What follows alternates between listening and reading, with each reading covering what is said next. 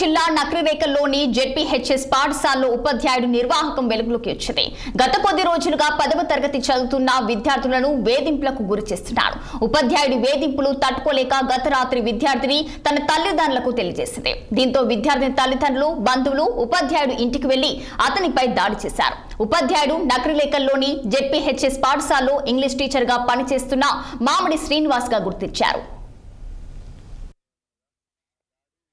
కూతురు ZPHS high స్కూల్లో చదువుతున్నారు. ఇంగ్లీష్ టీచర్ అనే వ్యక్తి 3 నెలల సంధి వేధిస్తుంది. మాకు తెలియదు ఈ విషయం.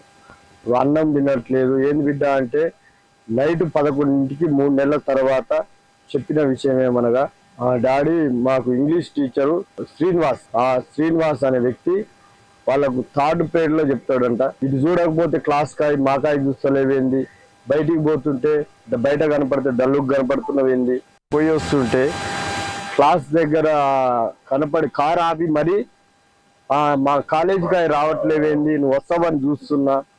2-3 పిల్లల్ని ఇలాగా వేధిస్తుండా సార్. లేకపోతే ఆయన గవర్నమెంట్ టీచరా లేకపోతే ఒక గురువు అని దేవాలయాన్ని నమ్మి పంపిస్తాం. ఇటువంటి వ్యక్తిని మేము ఎంతవరకు మేము చదువుకున్నాం, మా కొడుకు వాళ్ళని చదువుకున్నాం, అందరం చదువుకున్నాం. హెడ్ మాస్టర్ గారు కూడా మాకు తెలుసల్లా ఈ వ్యక్తి ఇంత పాపాత్కుడని మాకు తెలియదు. చిన్నపిల్లల్ని చూసి 15 ఏళ్ళ వయసు లేదు ఆ అమ్మాయి ఇలా టార్చర్ చేయడం ఏంటి? గవర్నమెంట్ కఠినమైన చర్యలు తీసుకోవాలని కోరుకుంటున్నాం. కారు అడ్డం దిగి వచ్చి మా కాలేజీకి రావట్లేదు ఏందని అడుగుతున్నట. మీరు వస్తారని చూస్తున్నారు. 10th క్లాస్ పిల్లలకు మీ కాలేజీకి రావాల్సిన అవసరం ఏముంది? జాయింట్ కాలేజ్ అంట. ఆడు వాళ్ళ గవర్నమెంట్ టీచర్ చేసుకుంటా ప్రైవేట్గా పెట్టుకొని ఇలా పిల్లల్ని వేధిస్తుంది. ఏదున్నా గవర్నమెంట్ కఠిన చర్యలు తీసుకోవాలని కోరుకుంటున్నాం. మా డిమాండ్ కాదు, ఆయన సస్పెండ్ చేయాలి. ఆడ ఉద్యోగంలో కూడా ఉండకూడదు. ఇలాంటి నా పిల్లలు కాదు, అందరి పిల్లలు ఒకటే. పిల్లల్ని ఇబ్బంది పెడతారా?